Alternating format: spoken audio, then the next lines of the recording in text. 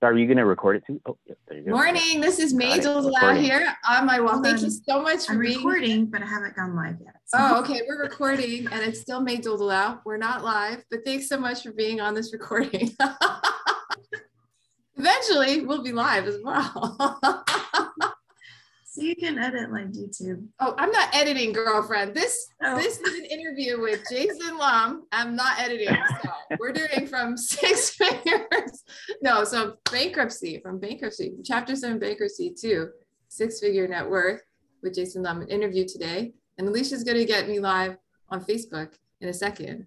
And then I'm going to commence with the interview. But before I do that, Alicia is a social media marketer. So you can get in touch with her if you want to get your social media marketing done. I'm answering Jason Lum's question right now. So she does LinkedIn, she does Twitter, she does Instagram. Good morning, everybody. Welcome to today's live interview with Jason Lum. From bankruptcy to six figures, he is a real estate investor and a project manager at HMSA. My name's May Doldal. Thank you so much for watching the live or watching the recording. We appreciate you. And little bit about myself. I didn't go from bankruptcy, although I had a lot of debt. I was just talking to Alicia about it. I went back in 2011. I had like, $30,000, $40,000 of various like 8 different credit cards and personal line of credit debts. And then in 2016, I paid off all that debt, quit my job. My net worth our family's net worth had improved by $500,000. Been making almost $500 a month in passive income. And then I started coaching clients to do what I did. Blog is yesfinanciallyfree.com. The link to the interview and the blog is underneath this live video. You can click it anytime. There is a free ebook, Working Parents Guide to Financial Freedom. You can get, if you get on my email list, which is very cool email list, you get emails about when we're live and our interviews and everything. So check it out. And I want Alicia to introduce herself. Alicia, why don't you introduce yourself? Sure, I'm honored to be here.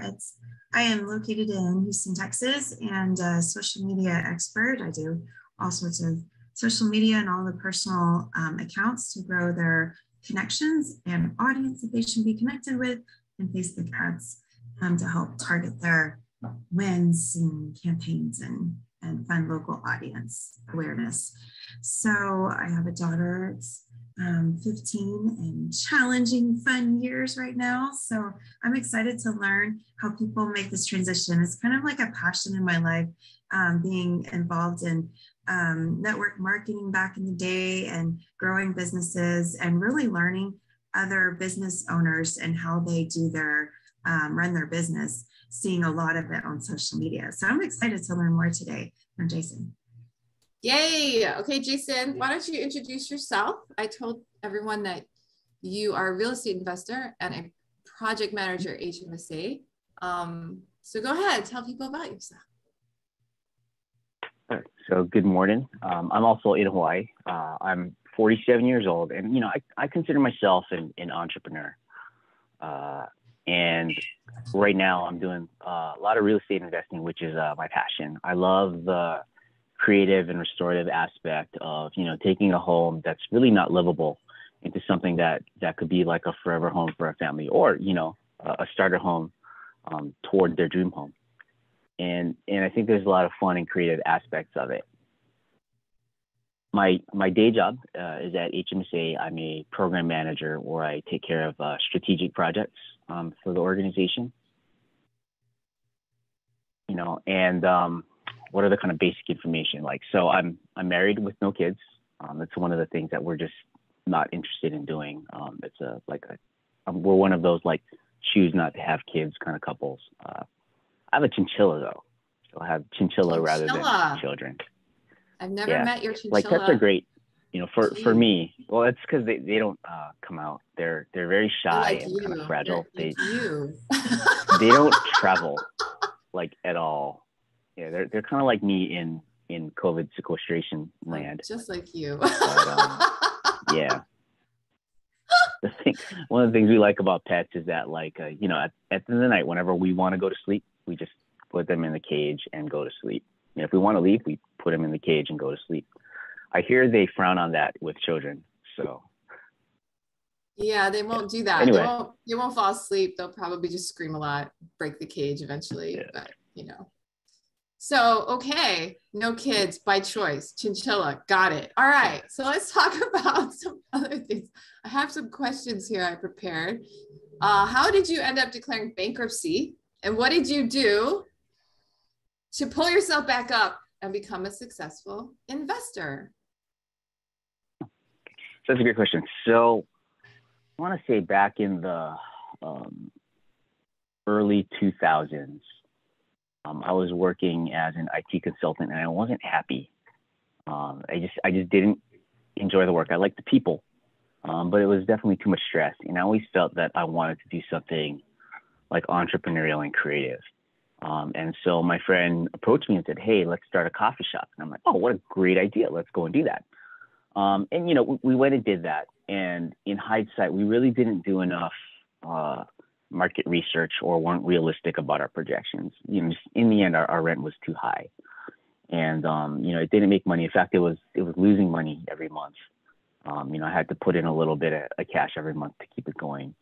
And at the end of it, when I kind of just gave up on it, you know, I ended up with a little over $40,000 in debt. And, you know, that's business debt that I didn't want to deal with.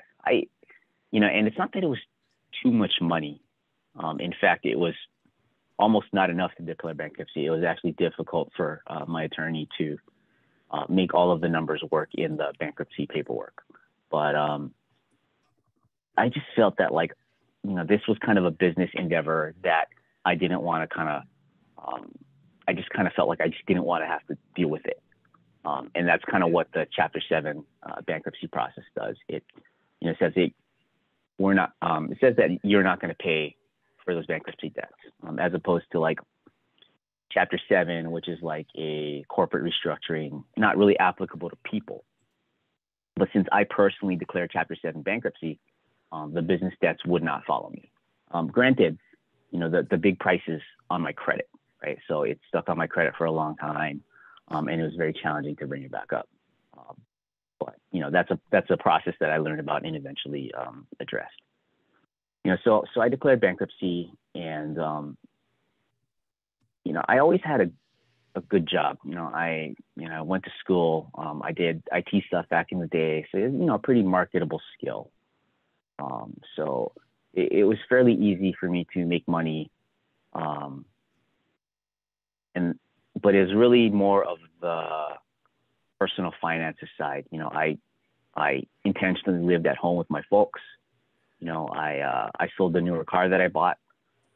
You know, I made sure that I lived an appropriate lifestyle to kind of control my expenses, right? So that way the income that I kind of always made and my expenses kind of went down as a result of doing that.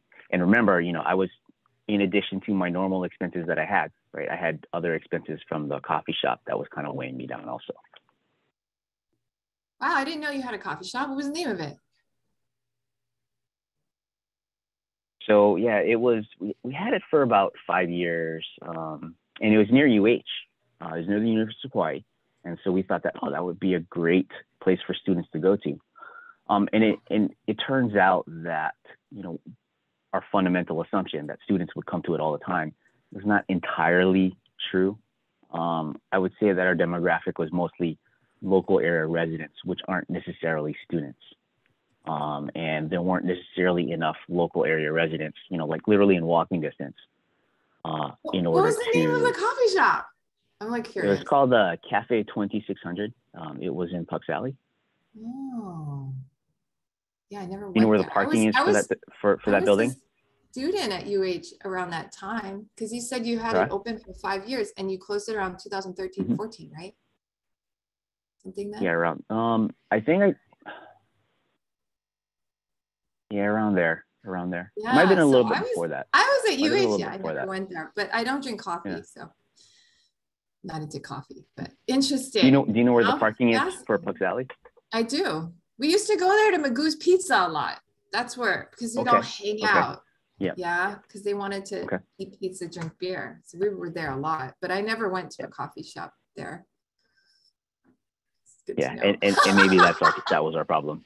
That was a problem. We can attract you to our coffee You. shop. I think I heard of it. It was a while ago, but that's cool. Interesting. Yeah. All right. So next question. How did you pull yourself back up? This is the second part of it, and become a successful real estate investor? Because you were a negative net worth. You wanted to write off the business debt, start clean, right? So you know, starting fresh. So were you negative net worth, or was it just the business was negative? The business was negative. I think technically I never hit negative because I chapter 7. Okay, gotcha. I guess depending on how you look at it, right? Okay. But you know, like for all intents and purposes, I was broke, right? Okay. Oh, that's good to know. Yeah, I wasn't sure because sometimes Right. people have money, but they just want to deal with their business separately. Sometimes they don't, you know, but they're not in debt. So, you know, they're just zero. So kinda. if you declare bankruptcy, that doesn't apply. Oh, you have to have nothing. All right? of your assets are up for grabs. Right. The only things that are not are retirement plans, like O.J. Simpson. Oh, so you're kind of like zero, basically. Yeah. Yeah. That's cool. So you were trying to do a business. That's cool. I was just credit card spending and doing dumb stuff. You know, I wasn't making businesses and I got into debt. So I did chapter 7 and I just paid it back. But anyway. Yeah. Cool. So how did that would have been another legitimate strategy. Yeah. Another legitimate, I could have chapter 7, but I didn't. Yeah. So how did you transition? So you went from, so you're like, okay, coffee shop, not good. And then you became real estate. What happened? How did you switch? How did you move that way? So, you know, I knew the coffee shop wasn't it. And I did always remember my love of real estate, you know, like really ever since reading Rich Dad Poor Dad. I mean, that's the book that does it for a lot of investors. Real estate has a lot of benefits, to investing in. And so around the time when I was running the coffee shop and considering leaving it, I did a bunch of personal growth work through a company called PSI Seminars. And, you know, through that process, I realized that, again, this is something I don't want to do. And instead of kind of dragging that with me, I needed to release it so that I can free myself up for something that I do want to do. And at around that same time, I was investing in myself, and I purchased some real estate investing courses from a company now called Renatus, and that was pretty good. There's a lot of other really good formal education companies out there for real estate. There's a lot of free resources. I think now the problem is that there's too much stuff. You know, I would definitely recommend buying professional coaching now if you're going to get into real estate. I think I think for most personality types, it's very difficult to get into without like formal guidance. But anyway, as a side note, it was really that process of releasing the things that I didn't want to do and doing more of the things that I did want to do, and that was real estate.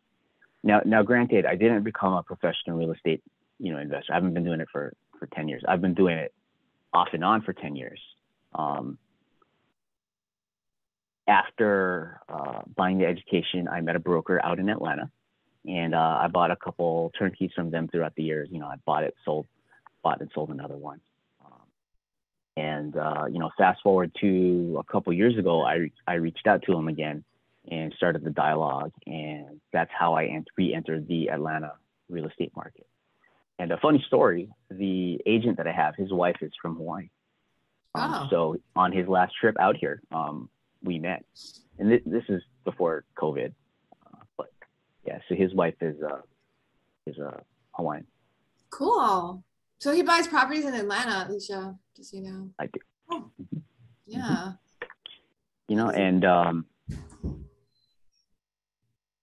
you can buy, you know, whatever, you know, for what you spend like $1 million here, you can buy 2 houses of the same quality with twice as much land each in Atlanta. So the economics of real estate are just fundamentally different. You know, a lot of people think about, oh, I want to invest in real estate. So a lot of people think is, okay, I need to save 20% down and I'm only going to invest in Hawaii, right? when you throw those two assumptions out the window, kind of just opens up all your options. Yeah. If you're watching this from Hawaii, Alicia's not from Hawaii. So, no, I'm yes, curious why Atlanta versus, like, I've heard Austin, Texas is a good one, or, you know, different places over in the US. Was there a particular reason why Austin? I mean, you know, Atlanta was good versus some others price wise and stuff. Austin was on my list of markets to do. It's one of the hot markets. I actually think it's going to have a little bit of price depreciation in the next couple of weeks. I think it's going to correct itself by, you know, maybe up to 10%, but, you know, we'll see. So Atlanta has a lot of things going for it as a market. There's 6 million people in Metro Atlanta, so it's the largest city in the South. And in the past 3 years, big tech has moved there. So companies like FanDuel for online betting, Microsoft, Google, Facebook, they're all putting up campuses or buildings in the market. So there's always a net growth of tech jobs. Because of the recent like inclusion and diversity movement, corporations are now aware that, you know, like, hey, we need to make a conscious effort into investing into diversifying our workforce. They've actually finally learned that a homogeneous workforce produces worse results than a diverse workforce. It's like, it's actually proven in studies. But anyway, because Georgia has a great university system, multiple great universities within the Atlanta metro area, plus a lot of minorities, it's like the perfect market for investment. So they're just like a positive net job growth, and there's just frankly a housing shortage. It's a great market. I'm still big on it. I know their film industry is growing. They have their film industry that's huge. Competing with they Hollywood. film all my favorite Marvel movies. Yeah. Yeah, they're competing with Hollywood. I know, because I have an actor friend who lives in California who is thinking of moving to Atlanta for that reason, because of their film studios. And I heard them talking about recent Hawaiian legislation because they're trying to build a film area, Windward University here, and they were talking about Atlanta. Interesting stuff. Okay, next question. Yeah. What advice would you give to someone who is in debt and or wanting to improve their finances? So, I mean, kind of related to real estate thing, I think you should get coaching. If there's an area of life that you've been trying to do and haven't been successful at it for a little while, you should get some coaching. Makes sense. You know, what is the only animal that doesn't know what water is? Right? It's fish, right? That whole analogy of like you kind of aren't necessarily aware of your situation, specifically your strengths and weaknesses, and that's kind of where coaching comes in. So maybe someone like you could kind of help people get out of their situations.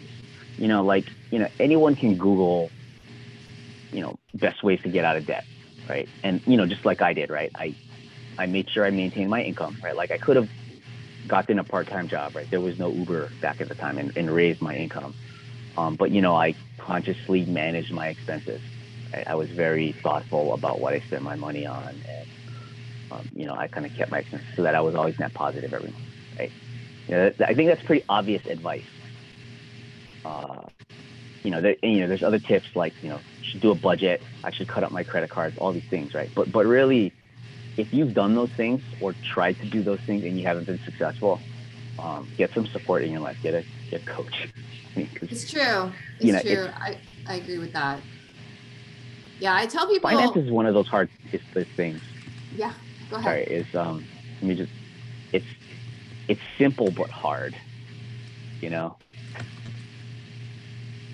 Anyway, so what were you gonna say? Yeah, if you're not getting results, it's because of a mental block. Usually, because like Jason said, it's simple. 100%. Spend less than you make, you know, stuff like that, you know, pay yourself first, things like that. So if you're not getting results, if year after year you have a negative net worth, you keep getting in debt, you're living paycheck to paycheck, you can't stand your bills, you're like afraid of money. It has nothing to do with money, it's something else. It's a mental block. You might need a coach to help you figure out what that mental block is. So let's get back. Go ahead. You know, I just, you know, so like buying a new car is like a good example of that, right? Like, why do you need a new car? So like I have a buddy, he makes a lot of money and just has problems. Well, and the first thing I point to is, well, you bought your wife, you bought a brand new Tacoma and you bought your wife a new SUV, a brand new one, right? That's why you're always chasing, right? But the question kind of becomes like, why did you buy like a new car as opposed to a used car? Why this one versus a less expensive one, right? And that kind of goes back to your mindset thing, right? Like understanding why you made that specific purchase will help you realize it so that maybe you make a different purchase next time, right? And specifically the truck example, right? He needs a truck for work, right? But does it have to be that truck, a brand new one? Could it be a 5-year-old or a 10-year-old truck and achieve the same result? Right? It's that kind of thing where like, oh, did I do it just because I feel like I deserve it? I needed validation. I want to go, well, whatever, right? Understanding, and you're the only one that knows, right? Understanding your own psychology is the key to why you're making those decisions, right? Not that it's wrong, right? But understanding why so that you can make you can achieve different results. So logical. Isn't he so logical, Alicia? Mm-hmm. When you're in it, you're just like, wow. But it's so good to have someone else that'd be like, why are you doing that? Why'd you buy that new truck? Did you need a new truck? Trying to validate this is hindsight 2020, right? And like I said, like it's that coaching aspect of it, right? Because I'm not you, because you're not that person, because you're not that person. It's easy to see what's going on. It's harder when you're in it, because hey, I need coaching too, right? When I'm in it, I force myself to turn to others, especially when it's uncomfortable. I force myself to turn to others and talk. Smart. Yeah, when I was all in debt, all that credit card debt, all that stuff, I was like, why did I do that to myself? I was like, what did I do? Why did I do that? I'm a smart person. You don't have to be, you could be totally anything, smart, dumb, good with math, bad with math. It has nothing to do with anything like that. It's all something personal. Exactly. It's so true. For me, it was just like, I just felt I was always comparing myself to other people. I'm just not doing as well as someone's someone else. I should be somewhere better. I should be doing better. So I just overcompensated by spending too much on educational courses and getting into trouble with relationship, all kinds of stuff. It's complicated. It always is, isn't it? But anyway, everyone knows, right? Alicia, she couldn't pay her rent. She was afraid her car would get repoed. Remember when she joined our program? Now she's doing so much better, right? Mm-hmm. All over. My question is, are you a coach, or do you recommend certain coaches, or does it depend on like the situation of where people are at, on what kind of coach they need? I was kind of curious your outlook on that. Yeah. So there's different kinds of coaching. So the kind of coaching that I do, and I'm just starting to, it's the mindset coaching for real estate investors, right? Making sure that their mindset is supportive of their goals, right? Because a lot of times there's a little bit of misalignment. I'm the mindset aspect, and because I'm not an expert in real estate investing, I haven't flipped hundreds of houses like some of my teachers have, right?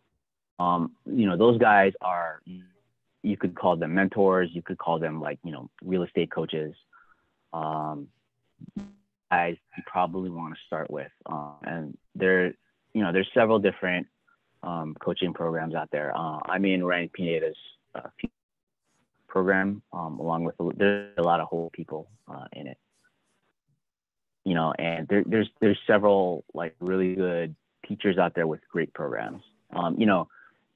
When you're buying the program, you have access to the main guy as much as you want. You're probably going to get one of their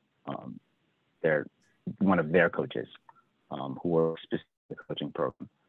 But if you're brand new, I would definitely start off with one of those guys, like Future Flipper.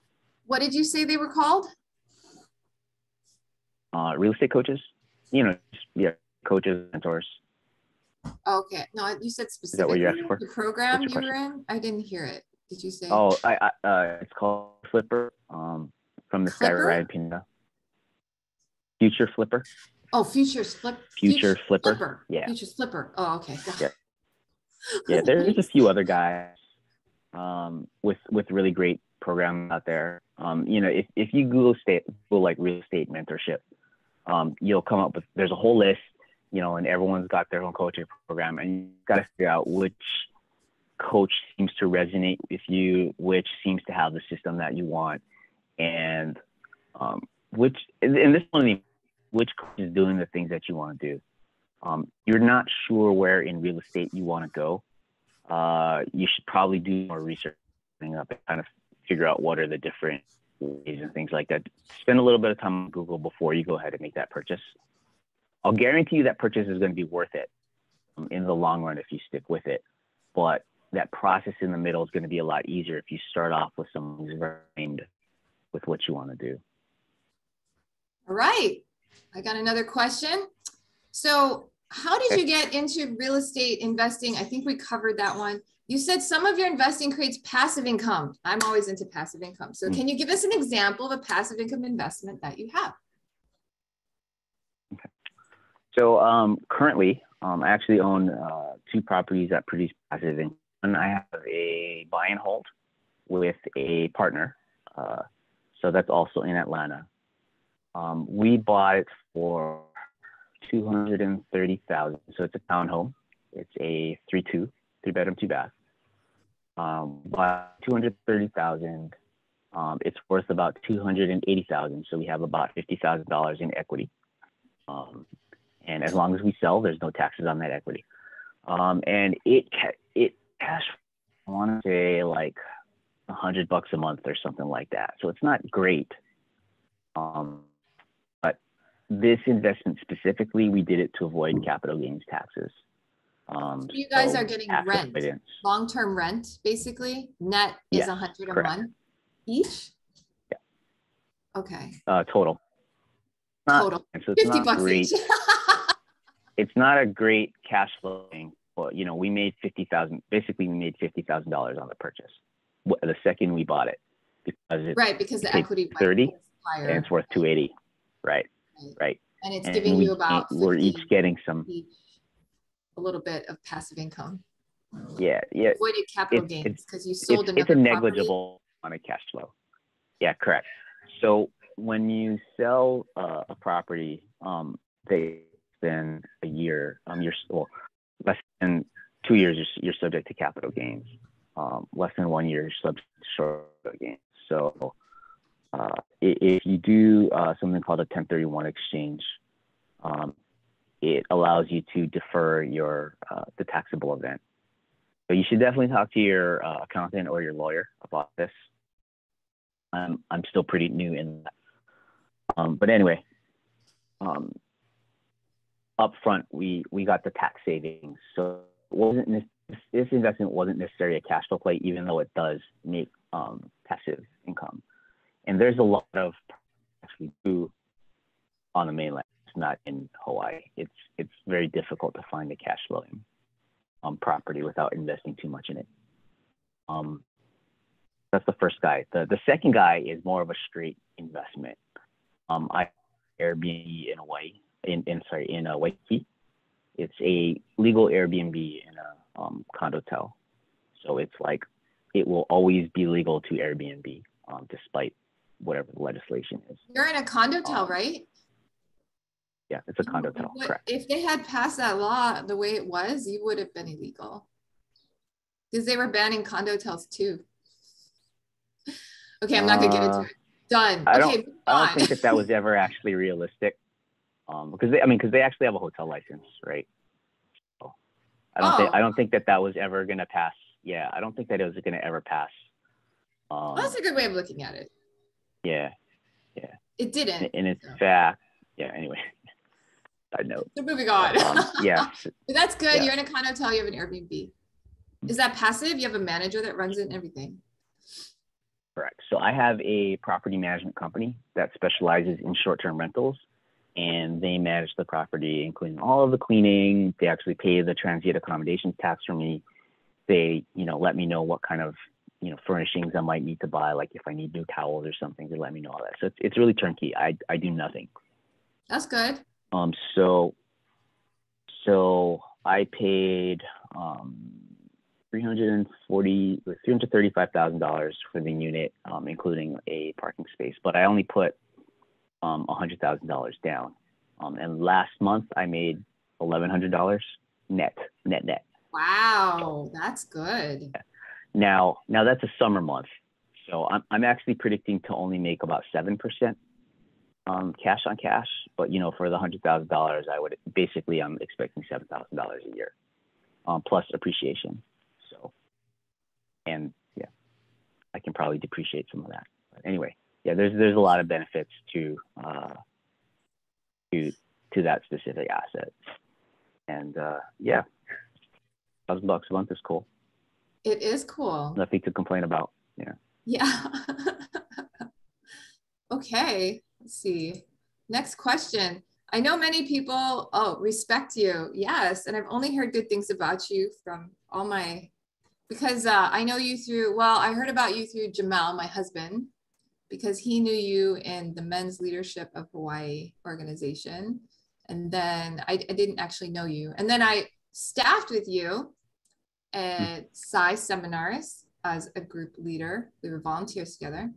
And then when we were volunteering at a youth camp, you volunteered to be on my team and clean bathrooms. So that was cool. So, yep. So anyway, I don't usually get guys volunteering to clean bathrooms. So that was pretty cool. I heard someone's got to do it. What? What'd you say? Someone's got to do it. Yeah, I know. Exactly. And bathrooms, you don't want to go to the bathroom in a gross bathroom, right? So make it clean, right? Anyway. Exactly. So you mentioned that what you do takes a lot of discipline. So can you talk about more of that? How did you become disciplined enough to turn your financial situation around, and what are you disciplined about? That's a good question. So I would say that I'm not a naturally disciplined kind of person. I'm definitely more of a flow with kind of free spirit.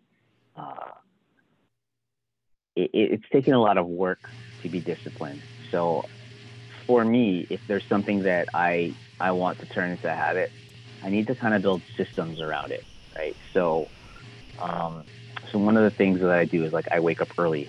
So I used to set alarms so I wake up in the morning at a certain time, right? And eventually I trained my body to do that, so such that I don't need to do that unless I'm sick or something like that, and my body will just get up, and kind of related to that, I'm normally a workout fiend. This COVID thing has kind of thrown off my routine, and without that routine, it kind of the workouts kind of follow without that routine, right? So to start working out again, I had to build a new routine, and I'm still working on strengthening that routine such that I'm working out as much as I want to. But I think just as general advice, you want to kind of set yourself up to win, build a structure or a system or a process or something, a reminder, so that you're always doing a certain thing when you want it, right? And build a bunch of those little triggers in place. And eventually these habits are going to become kind of strong over time.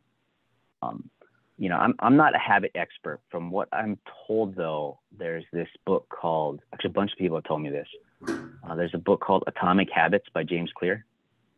Okay. Did you mention that to me too? No. Yeah, no. Okay. Never heard of that one.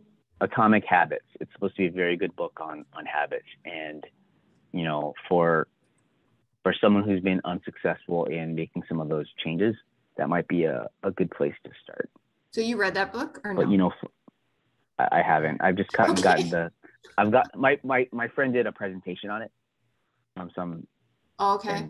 And, I've been able to implement some of those different things, but it's just because I've kind of have a lot of experience in building in systems and processes in place that'll kind of set me up for success to do these various things.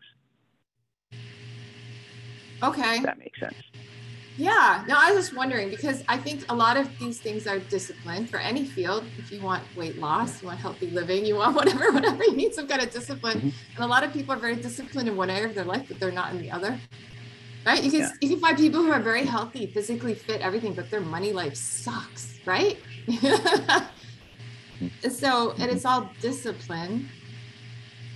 It's all discipline, and I guess the other aspect that you're kind of bringing up is like maybe it's the value situation. Maybe you don't see the value in maybe let's just say you don't see the value in adding the discipline in that other area of your life, or you mean maybe there's too much cost or baggage associated with it.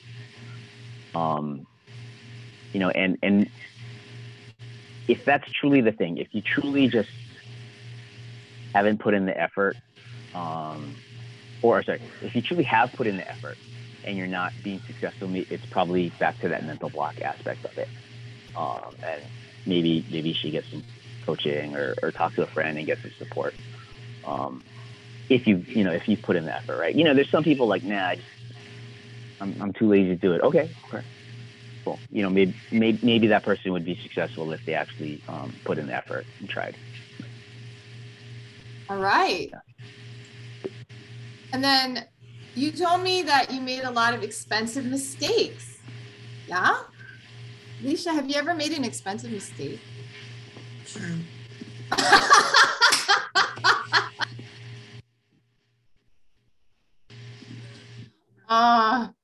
Yeah. I think anyone who's really serious about their finances has made an expensive mistake at one point, at least, or another.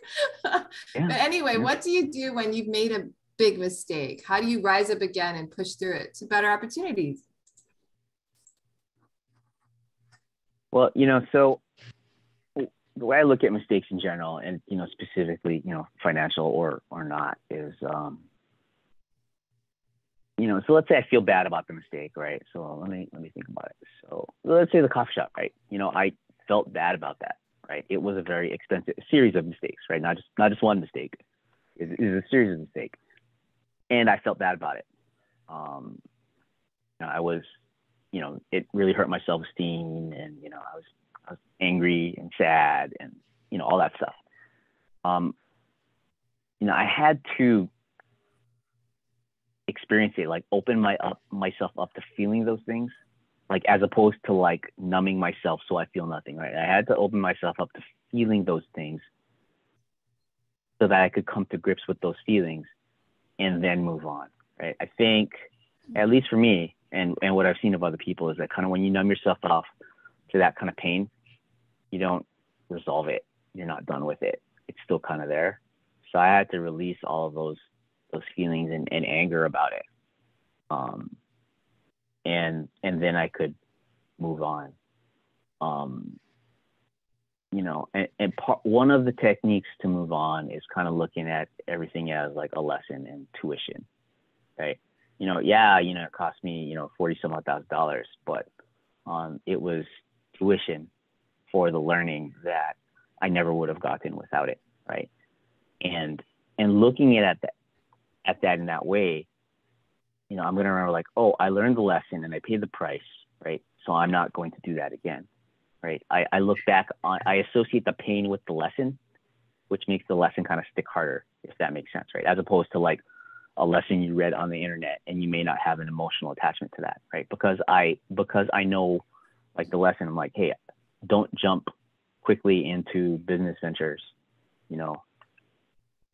do the due diligence and all that kind of thing, right? I know to not do that again, so that the next time, so that I can avoid all of that pain and anger and frustration and all that stuff, I'm going to make sure that I do all of these steps and do my market research and.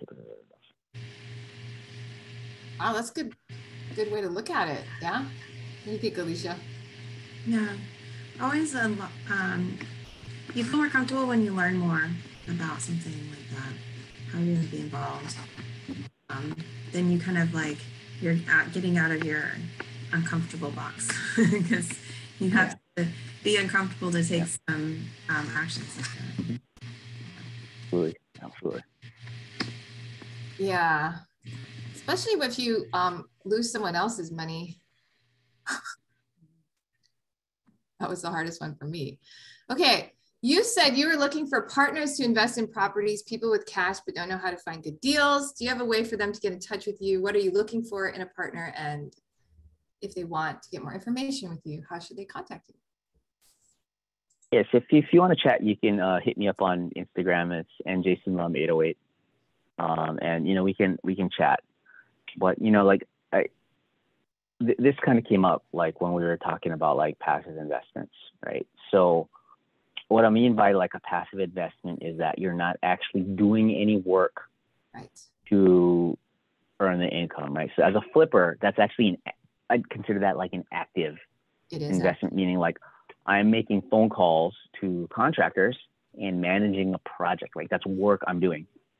I'm spending hours to go find a deal. I'm doing all of this work, right? So that's kind of the active side of real estate investing. The guys looking for deals, managing their projects, and doing financial wizardry. That's active side, right? There's also passive side. That's what we would call like turnkey. So you can go to someone. There's several like turnkey real estate providers out there. You can give them their money and you'll get a house and you'll get whatever passive income that happens to come out of it. They will buy the property, rehab it, and manage it for you. And you just give them money and collect money in the end.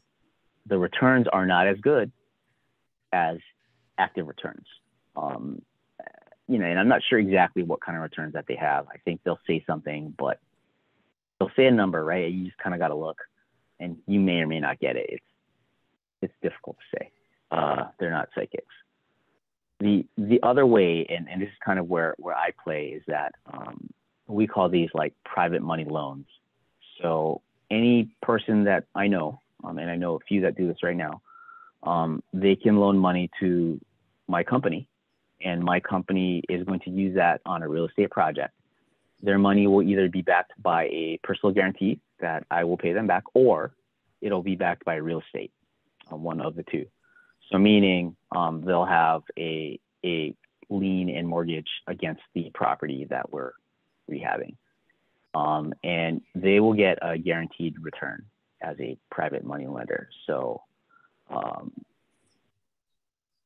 think the market right now is at about 10% per month annual. So, if you invest $100,000, you'll get $1,000 a month times. Sorry, wait, is the math right? So let's get $1,000 a month until the loan ends. Yeah. Yeah. Okay. Yeah. For every month until the project's over. Correct. Right. And you're not doing anything. So it's technically a passive income. It's just not passive income forever, right? It's not in perpetuity. It's until the project ends. Do you have a minimum investment amount? Do you have a minimum investment amount? Do I have a minimum investment amount? Like 25K, yeah, 100K. What's your minimum? Yeah.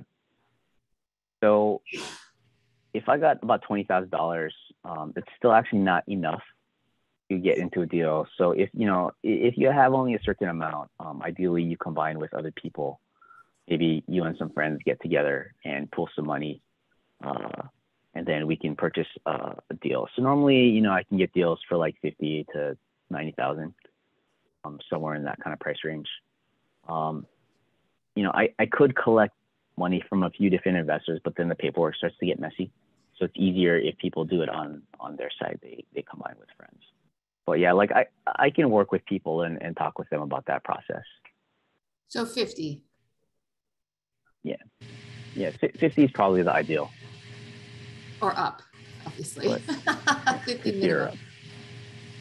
Okay. Well, thank you so much for being on this interview with us. It's very interesting to pick someone else's brain. I was just talking to Alicia, and I was thinking about when I married Jamal. He was underwater with his house, 6 figures, right? I was in debt, credit cards. He was in debt with his house, car loan, whatever, all these things. So it was like a very big debt when we got married. And now I was thinking about it. I'm like, we've improved our net worth by $1 million since we've been married. That's pretty cool. Wow, I just realized that today when I was talking to Alicia. I was like, that's pretty neat.